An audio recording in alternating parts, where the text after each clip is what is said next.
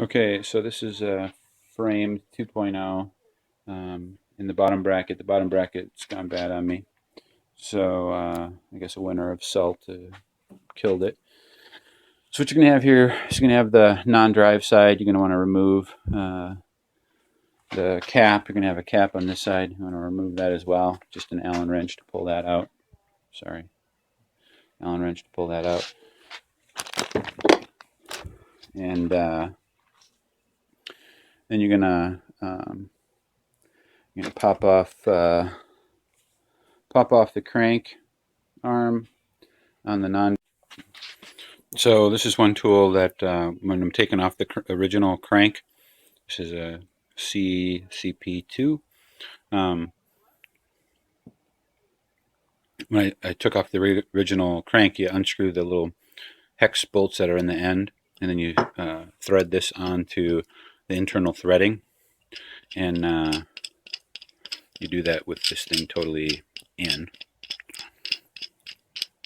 So you spin that onto the inside of the pedal, and then you crank this out, and as it comes out, it pushes on the center crankshaft and pops because these threads are holding onto the pedal. It pulls the pedal away from the crankshaft and disengages the pressed on pedal. But you only need that for removal. You don't need that for the new one. The new one just has a single side that you work on. You don't work on both sides, and that's just a big Allen. I don't know the exact size Allen, but big Allen that you just crank the thing down onto it with. See if it's pressed into the side. Oh, there it is.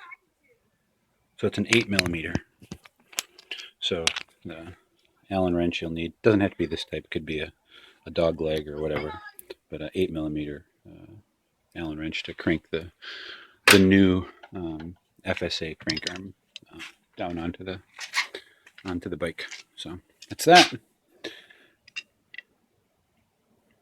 Drive side, you're gonna extract the cup here. I think this side's lefty loosey, righty tighty. You're gonna extract this cup out of here. Once you pull that off, then you'll be able to twist out the other side. So take off the crank on the drive side, and you'll be able to remove this other side. And this is the one that goes the opposite direction. This is opposite what you think. So it's lefty tighty, righty loosey, and that comes out. It's an entire sealed cartridge. You have to replace the entire thing. So you can either replace this with another one. I think VP Parts makes one. A couple other people might make one. It's 100. This is a 100mm. And I forget what this is, 156 or something like that. So, but this piece is the part that's important, the 100mm. And then you'll need to replace it with a race face or something like that. I got the FSA Comet, so I'll reassemble this in the exact opposite order, placing that on, putting in the hollow. So let's see. We'll start off with this guy. It's got a little spacer in there. Put that on the drive side. So again, you reassemble it in the opposite direction. So you're putting drive side on first, then you're putting on the other side. Shaft should drive right in there, no problem. Crank the whole thing down, should be good to go. Let's see what tools you're going to need with the removal. Hold on a second here. Let's see. To remove your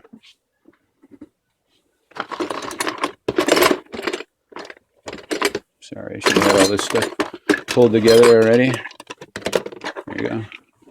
Remove your original bottom bracket. You'll need one of these guys. This one happens to be what is it, a BBT 22 made by Park, I believe. Some sort of Allen wrench that fits the Allen bolts. And then to install the thing, you're going to need this BBT 9. It's got kind of this flower convex flower design that fits over the top of the edges of the external bottom bracket. So this is an external bottom bracket, not a replacement for this original. So the original would cost you about $30 to replace this thing, and that's a way to go. But you'll be replacing it again next year, would be my guess. And this setup, the crank arm and the external bottom bracket together, cost about $185. The tool costs you about $30. So it's still not serviceable. It's still, something that you'd throw away once it runs itself out of spec, if it starts to squeak or gets sloppy or whatever. But at least then you have a standard shell that you can replace, and you don't have to replace your crank and all that. You have that after your initial purchase. So it costs you a little bit to upgrade, but then after that, it's pretty easy to swap this guy out for whatever you want. So I'll put that together. All right, so first thing we're going to want to do is get this bottom bracket cleaned out. Anything that's in there, anything that's made its way in there, you want to get it all cleaned out.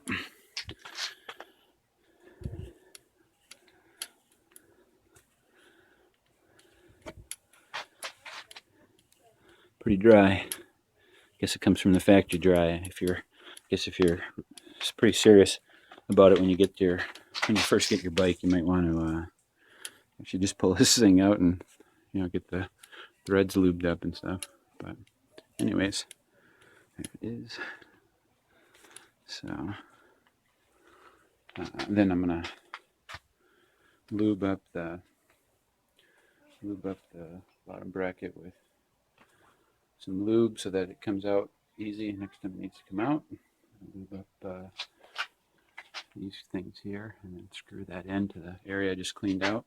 I'll go dry side first. Put the dry side in and then screw in the other side. I think it has left and right.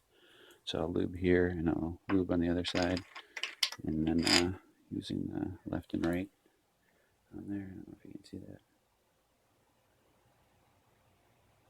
Okay, so I'll go in there.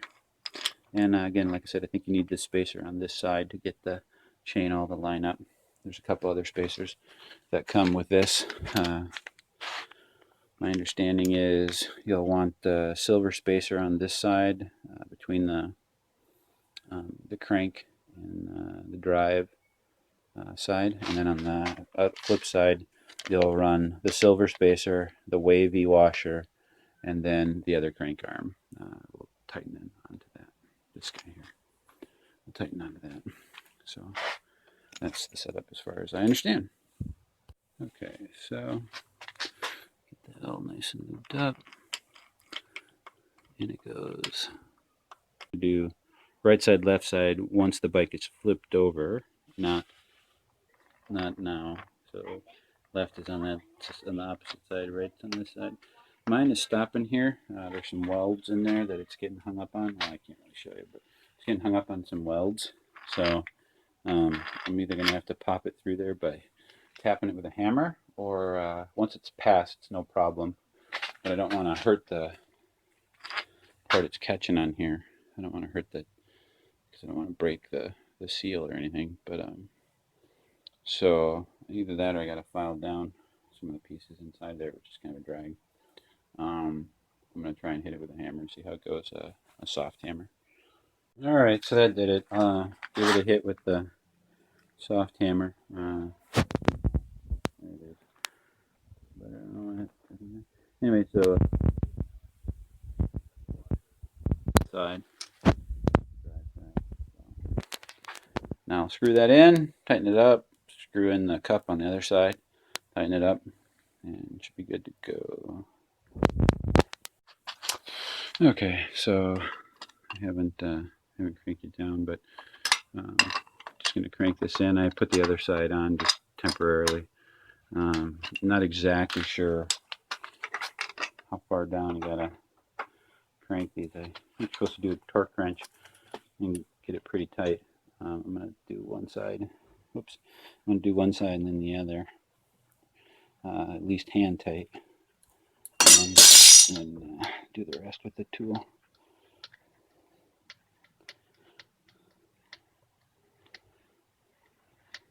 Got so much grease on it that it's kind of squishing out there. And my understanding, that's good, because all you're really trying to do is produce a seal, a lubricated seal, keep out the elements. And okay, as far as I can go, now I got to use the tool. So okay, I got those cranked on there pretty good. Just wipe off the excess.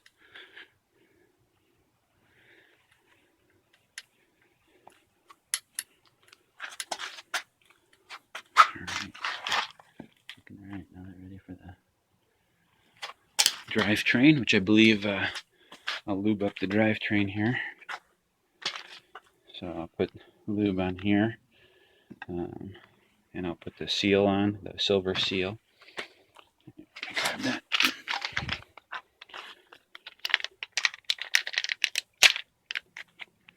Okay. So got the silver seal. Might as well lube that up. And I'll place that on there. Lube that. Put another silver seal on, and put the little round washer on after that. I will put that on after we slide it through. My understanding is also is that the original crank here is 28 by 38, and this one is, what do we got here? We got a 22, and what's the outside? 22 and 36, 38, 28. So we're dropping the gearing a little bit. We're losing a little top end, which is kind of a drag because I kind of like the gearing it had. I don't know if I can swap these out. Maybe I could. Looks like the bolt pattern's about the same. Could probably swap it out, but I'm not sure. Yeah, maybe I'll do that at some point because I kind of like the gearing that it had stock. There's got the ring on there, and it's all lubed up. I kind of put a thin coating of lube across the whole business because it doesn't hurt. Doesn't hurt to have it in there. So I got the spacer. I got that. I'm gonna need to pull this out and put it on before I run it through there. Even though I got to drop out a couple links, I don't think this is a replaced chain. I think this is still a stock chain, so I think I gotta use chain breaker, drop that out to get the links out, and then I'll shove it through and connect it up on the other side. So, okay, well here's the final product after you get all the things bolted on together. You can see the external. See the external bottom bracket now. Should be all sealed up. Seems like it's all in line. Now the mechanic at the framed bike shop told me to drop 2 links off of here, but I was just shifting around and it felt okay to me. I mean, I can see that there's a little length in it that I could take out because of the smaller teeth, but and I had to just do a real simple barrel adjustment on the shifter and the what is this, Ram X5 barrel adjuster to get the shifter to line up just right. Other than that, so I just cranked it out about maybe three quarters of a revolution, and everything seems good. Everything seems real tight, seems solid, so I think I'm ready to roll.